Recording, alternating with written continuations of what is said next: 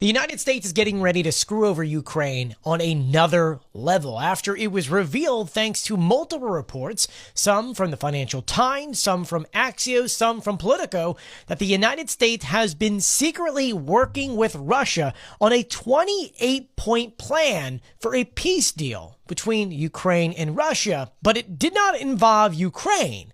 And in it is some major concessions, which essentially just gives Russia everything that they want. What the report states is that Steve Witkoff, the U.S. envoy for peace negotiations with Russia, had been meeting with Russian representatives as recently as October to break down said plan. And in it, this is what Russia would get.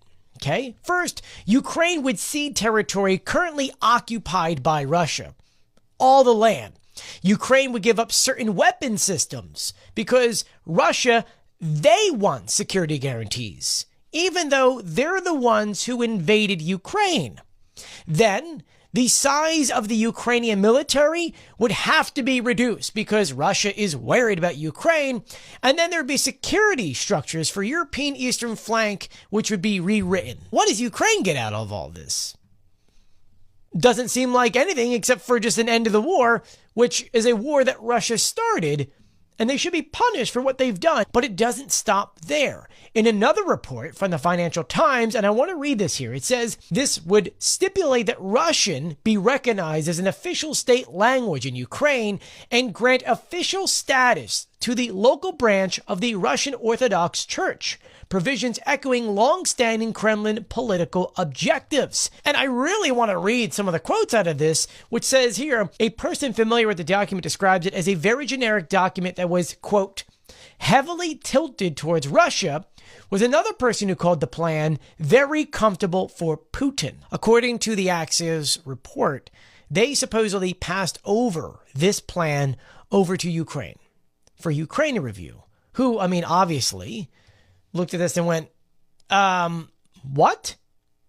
You're secretly negotiating with Russia plans that are pretty much just giving them everything they ever wanted. It almost, in a way, reading all this stuff makes it look like Russia is the victim in all of this, when realistically, it is Ukraine who's been countlessly attacked, civilians being murdered every day, including today, in which whole families were murdered in Ukraine after Russia decided to slam a residential building with cruise missiles.